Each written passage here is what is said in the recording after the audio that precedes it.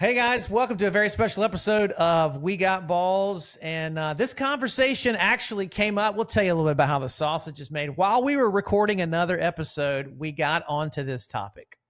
And it's the topic of blessing your penis. So when you think about laying hands on your penis, Scott, what typically do you think about? Jacking off. It's like beating it like it owes me money. That's what somebody said. That's what I would think is the laying hands would be. Yeah. But in this conversation, it's going to go a little bit different. So if you really want to know what it means to bless your penis and how shame has dominated your view of sexuality and your sex organ, stick around. There's more coming right back. Hey, Scott, how do you find out when new stuff shows up on YouTube? I'm just curious. Well, I subscribe to the channels that I like, and I get notified when they've had new episodes released. What are some of your favorite channels? I like Modern Wisdom with Chris Williamson. I like the Sean Ryan Show. I like Joe Rogan. I like Pearly Things. You ever watch Pearly Things? Never. Pearly Things is she's a great content creator. I love watching Pearly Things. And you know one of the best shows on YouTube these days? That would be We Got Balls. We Got Balls. I've heard that's a really up and coming show. A lot of people are talking about it. It's going to be huge. You never know. It's controversial. It's real and raw and all those things. And the way that you got to find out about that is you got to click that bell on YouTube and subscribe so that you get all the updates about everything that comes through on the We Got Balls channel so that you don't miss a thing. So, guys, if you like We Got Balls, and who doesn't, subscribe so you get the notifications when we got new shows dropping and special events and special recordings. We love having you in our audience, and we want to make sure you get all the updates. And click that bell. Bing.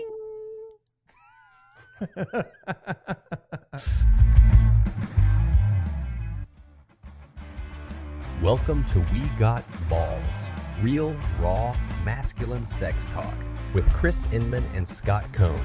Here we go. Hey, Scott. So this conversation about blessing your penis, I know when I was young, I had the experience of really not having a lot of information about my own sexuality. I mean, I went to sex ed class in middle school. I got a lot of true love weights, purity culture stuff in church, but nobody's ever sat me down and had a specific conversation about my penis and how it works. And I know I have a son. We've had some conversations. I regretfully would say I didn't talk enough to him about how things work and have tried to play catch up as he's gotten older and is an adult. And I feel like that's a bit of, too little, too late, but I'm doing the best I can. But when you're talking about your own relationship with your penis, what are the things that first come up for you? Yeah, I mean, I would say that probably the conversations that I had around my penis growing up were not really detailed enough. I didn't really understand the parts of my penis. I don't ever remember my dad telling me that my penis got hard, although my grandma, I tell this story a lot. I was sitting on my grandma's lap riding in the car, and she was scratching my back with her nails. And I had a really close relationship with my grandma, closer than my mother, because I felt like my grandma really loved me and cared for me. And my mom was kind of hard with me growing up. In this particular memory that I have, she was scratching my back. I'm about 5 years old, and I got an erection. And I said, "Grandma, my penis is hard." And she goes, "Oh, well, that happens. That's no big deal. You can flick it on the head and it'll go down." And then I remember her glancing at my grandpa and got this smile on her face. And I remember him looking back at her with kind of a smirk. And so I didn't feel shame in that moment. I just felt like that was a tender, caring moment. And it's never something that, it's a beautiful memory, actually. I think she handled it in a very sweet way.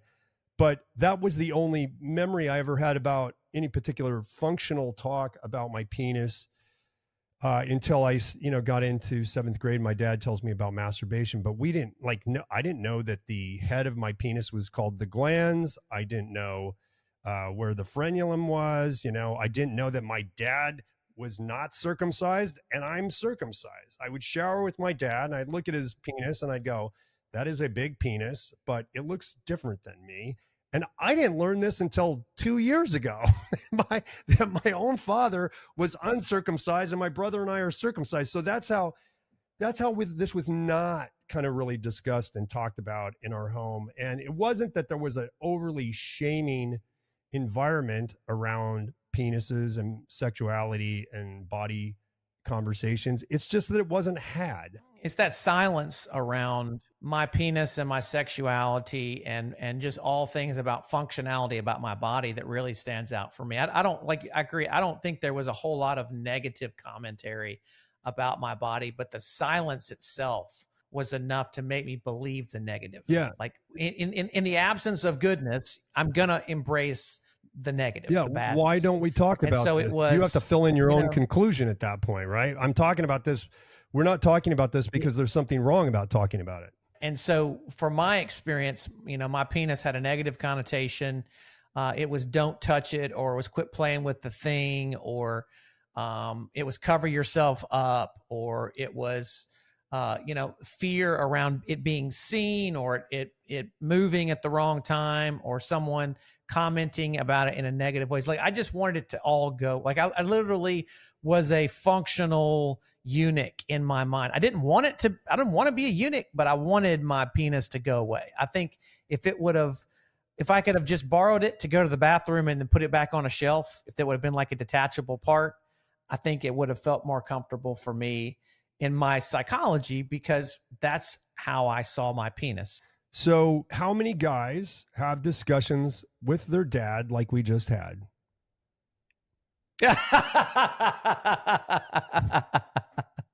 That's a good joke. You got any more comedy? I didn't know you were doing stand-up comedy this morning. It would be funny if it weren't so sad, wouldn't it?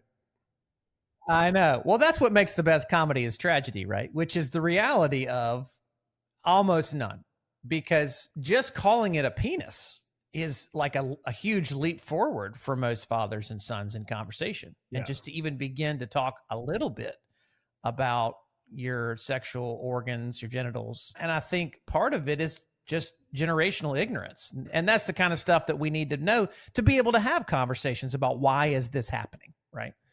Yeah, so let's talk about language for a second, because Brene Brown says language defines the limits of my world. And here in this particular area, which is a very important area of our life, our penis and our sexuality and pleasure and desire and arousal, we lack language because we don't want to have conversations because we feel shame. And so that conversation that you and I just had in the open, I use penis about 15 times. I use glands. I use frenulum. I talked about the shaft. I talked about everything that should be talked about to a boy about his penis from the time he is born until the time he enters puberty, so that his penis is seen as a beautiful, good, and natural part of his body, instead of the whatchamacallit, the pecker, the cock, the whatever, that connotates this message of we don't talk about Bruno. We don't talk about the penis. We just don't want to have these conversations. Can we pull over for a second? Can we pull over? What you just said hit me right in the heart. I don't think I've ever heard somebody bless a penis in general, but I tried to make that personal. My penis. I don't think I've heard anyone use that language in such a kind way about a part of my body that really I've held a lot of contempt for my whole life. I didn't know much about it till it started acting up. And then when it started acting up, I tried to make it stop acting up. And then when I'd learned to use it as a tool to escape, it became attached to that level of shame and brokenness. And then it became objectified as something that I wanted to show off and let other people make comments on it. That kind of stuff was like just a dysfunctional relationship with my penis. Can you just say a few words about what it's like, or how you get to a place where you can bless your penis that way? Well, I can tell you what I did, Chris, and that I had to confront how I had developed my view of my penis in my experience with my mother and father and other males and the culture and religion, and how I began to view it as both this incredible place in my body that could generate all this pleasure, and also something that I felt like was shameful, that had to be ignored or suppressed or put down. And just the confusion around something that is intended to be a real source of glory and honor in our bodies. And I had to realize that I had a really dysfunctional relationship with my penis after all of this time, including learning to use it as a joystick, literally, to regulate my emotions when I was feeling a lot of anger or anxiety or fear, or a lot of sadness or shame. Rather than actually engaging my emotions, I would go to my penis and just pull on it so that I got something to feel good in my body, and how I just kind of jerked it around like that, literally. And so I had to really kind of confront the fact that even though I was proud of my penis, I didn't really like it that much. And I had to come to what the Bible calls repentance. And actually, I which is a wrote, change of mind, by the way. If you're not biblical, it's just changing your mind. So yeah, you had to come to a different belief about your penis. I had to first diagnose the fact that I had this very ambivalent relationship with my penis. I loved it, but I hated it. And how did that develop? I had to be curious about what are the stories around my penis, and all those different stories, the cultural stories, the religious stories, my family system stories, what I had done with my penis myself, and how I had kind of perpetrated violence on it, in a sense. Like, I can't stand you, but I love you. And so I had to really change my posture and my heart's attitude. And I literally wrote a letter to my penis asking it to forgive me for having such a bad attitude towards it, and not caring for it, and not honoring it the way it was intended to be honored by a God who created it for pleasure and connection and delight. And man, that was a really powerful exercise that I did. Scott, I'm gonna tell you, just hearing you say that. First of all, thank you from one man to another to be able to be as bold and as vulnerable about your journey of learning to bless your penis and be present in an environment where I know how you were raised. And I mean, it just seems like you transcended an experience of rigidity and shame around sexuality and genitalia that just, it's remarkable. So I just want to say thank you, first of all. And the thing that comes up for me most importantly in this conversation is we just want to take some time to anchor this in. I mean, we do this on our retreats, right? We do an experience where we take the time to bless other men, and we do that with words. Brene Brown, say it again, your language is a limit of your world. And so when we're talking about blessing our penis, what do you think is the struggle to actually put language to that for most men? Is it the silence? Is it the rigidity and curses they've already received towards their penis? Is it their own self-contempt towards their penis? What's the biggest impediment to actually taking the time and feeling free to bless your own penis?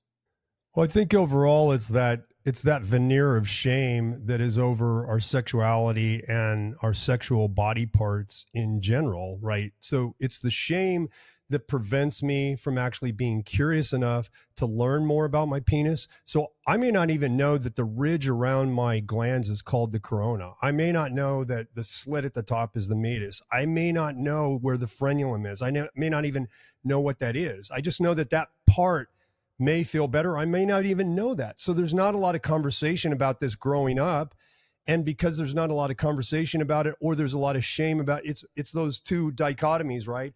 We either don't talk about it, and which that communicates shame, or we talk about it only in shameful terms. But there's never conversations. Very rarely are there conversations in the American home about the goodness of your penis. And let me teach you what that's called, son. And let me tell you about the goodness of that and what that's for, and how God created that for your good and your pleasure and for honor.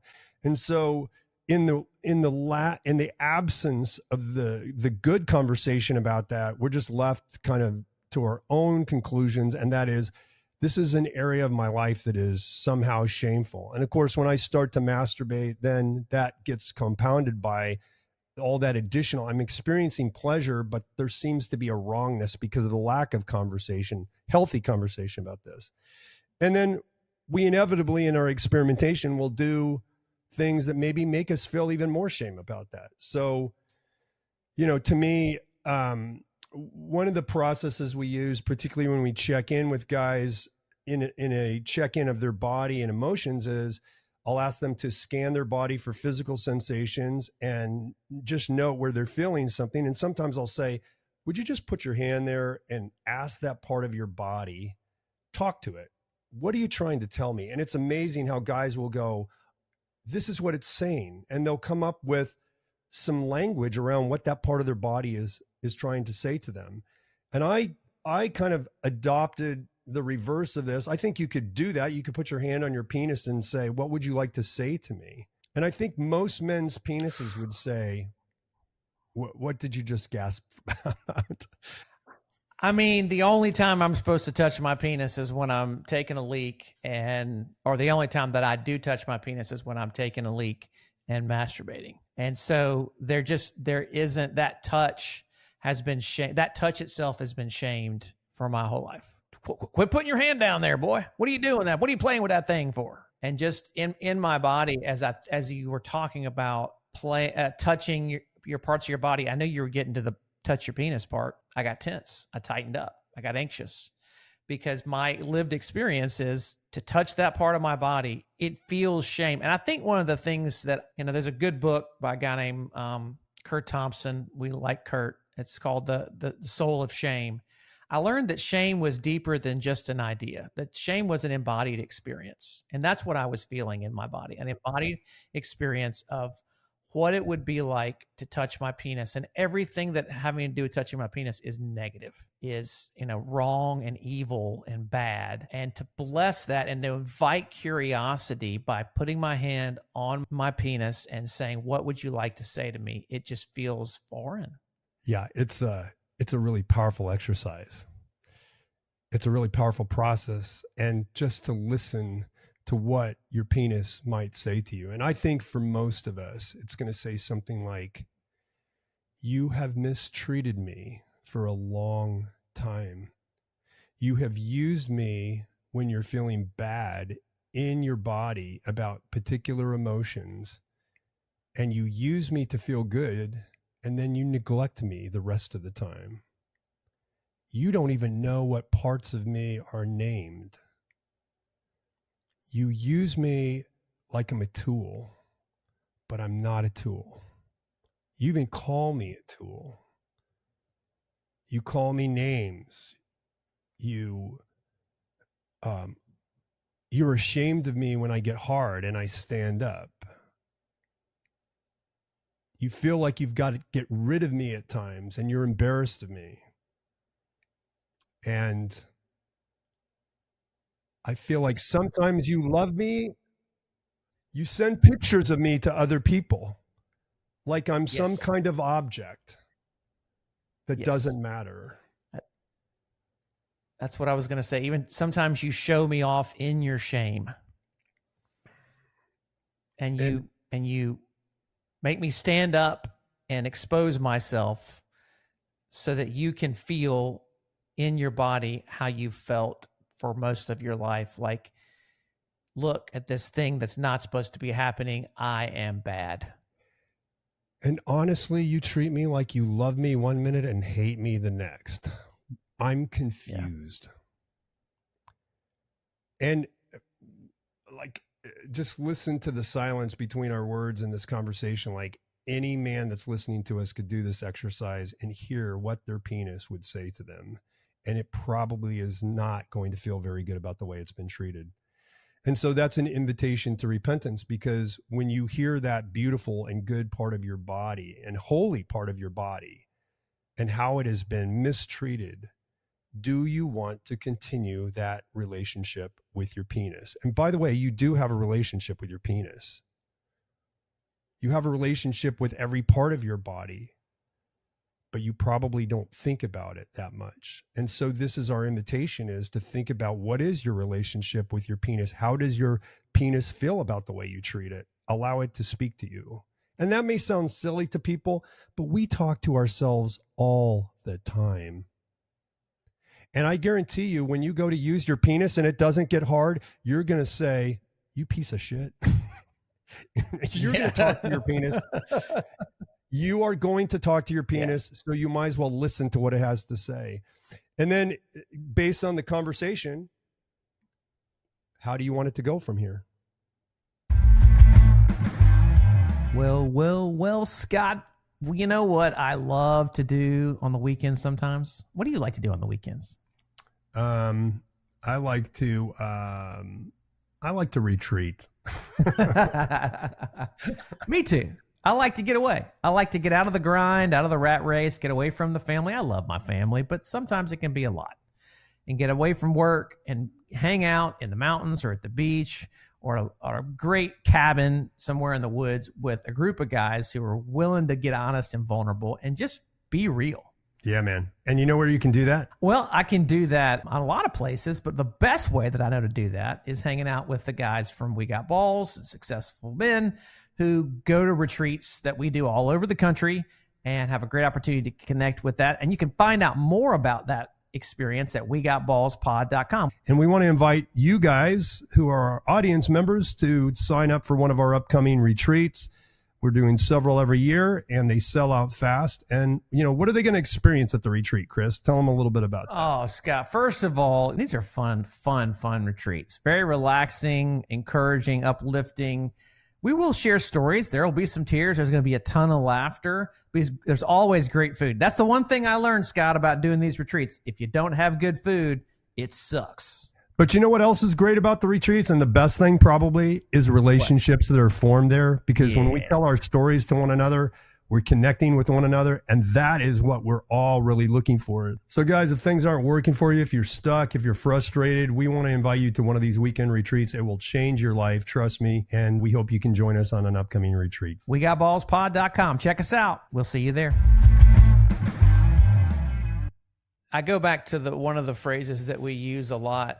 Shame was learned relationally, and it can only be healed relationally. And I think a lot of times we think about relationship as solely one person to another, but I think there's a relational component of self. It's my own self-awareness. It's my own experience with my body. And that is a relationship. And I think what you're talking about is inviting new relational dynamics within yourself, with your physiology, with your body itself, which is not performative. Let me be very clear. There's no way to do this right or wrong. It's you just do it and you experience it. Let's flip it. How did you learn to masturbate? Maybe somebody showed you. Maybe you were pressured into it. Maybe you saw it on a video, whatever it was. But at some point, you had to take your hand or some other object and touch your penis and stimulate it to orgasm. You learned what that experience was like relationally within yourself. And so what we're inviting you to do to bless your penis is just to take that and do the opposite, which is be kind and curious with that part of your body that maybe over decades you've never considered is an important aspect of your personal development and growth, which your parents, frankly, would have really been wise to help you do, but they couldn't for whatever their reasons. And now we're just inviting you to be kind to yourself and say, what does it feel like in your body to take a moment, put your hand on your penis and say those words, what do you want to say to me? And then listen. Yeah, it's a beautiful invitation. And just to highlight this, your penis and your body are not some separate object from you. They are you. They are integrated into who you are. And so it's completely appropriate to have a relationship with that part of you. And from our view, from our transcendent faith view, that part of you is created for honor and glory. honor. It's to be treated with honor and goodness. and goodness. So Yes. have you ever considered how, we grow up, a lot of us, we talk a lot about on this podcast, trauma in the terms of abuse and neglect. Have you ever considered how you yourself have abused and neglected your own penis? And this is an invitation to change that and to listen. And so then out of that process of listening to my penis and what it had to say about how I had traumatized it, how I had wounded it, I pursued repair. Repair is two things: an admission of where I have hurt and an admission of my longing for honor. And so the way that I expressed that to my penis was I actually wrote a blessing to it to honor it. And I'll read that to you. Scott, would you read that to us? I want to invite you because that is something I want to hear.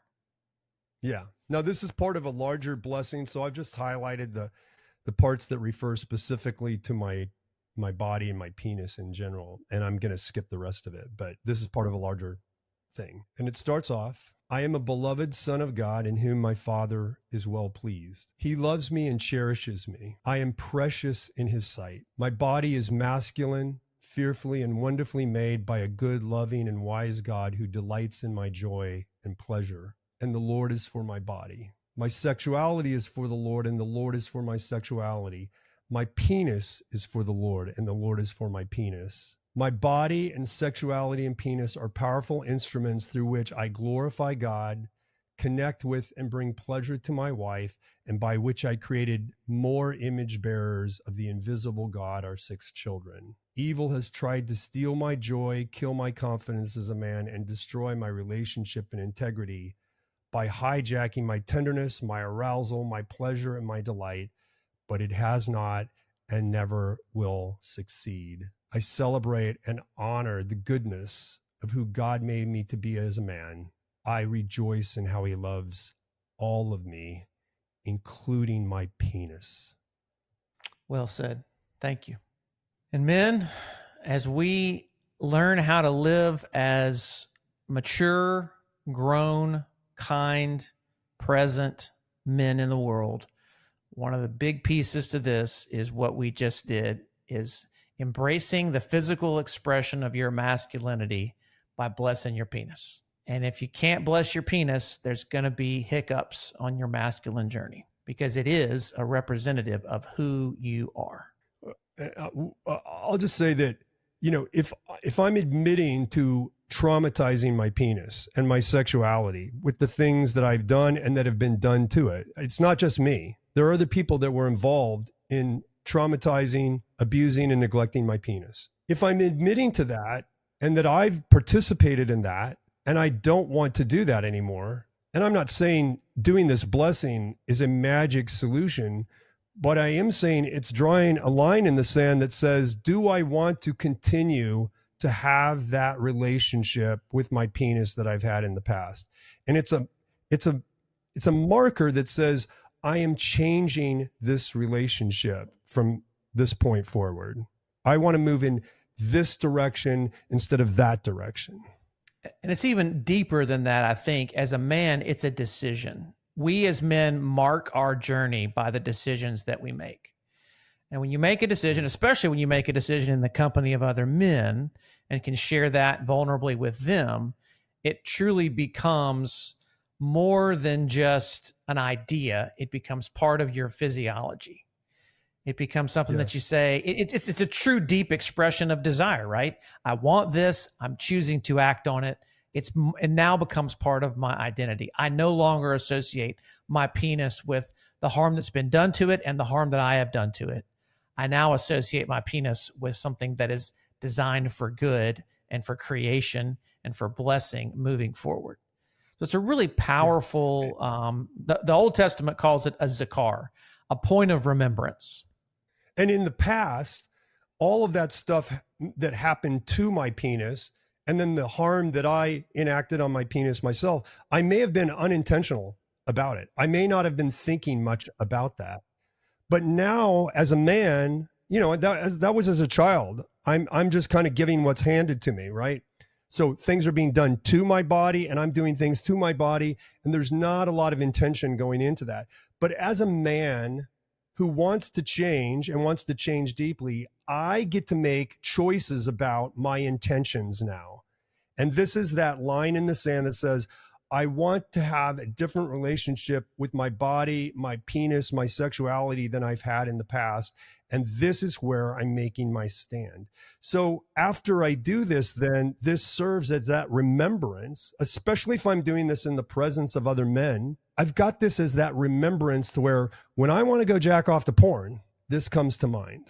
Do I really want to treat my penis this way? No, I think I'll do something different. And there you have it, guys. We invite you to bless your penis. If you need help blessing your penis and don't know how you could ever bring yourself to do that, reach out to us at successfulmen.com. We have groups that run every week that do just this kind of work. Get vulnerable, connect with your body, and invite you to tell your story. So guys, if you want to continue to engage in this information and you want to do so live, you can always show up with us Fridays at 11 a.m. Central. We do our We Got Balls Live. Love to chat with you there. There'd be opportunities for you to support us, to get premium subscriptions. You can always donate. We're always grateful to have the super thanks and some monetary contributions to help us bring this message. And I think this, Scott, this message particularly is a really unique one. I don't hear this idea of blessing your penis out in the culture or in church or anywhere really. So we want to continue to share Nobody's that. talking about asking your penis what it wants to say to you. No, they're not. So help us bring more of this message into the world so that we can invite men to walk their journey and to find strength, compassion, presence, and purpose along the way. So Scott, thanks for being with me, man. It's always a fun experience right here on We Got Balls. And you do too. Take care, everybody. Don't forget to subscribe for more episodes. You can connect with Chris and with Scott at successfulmen.com.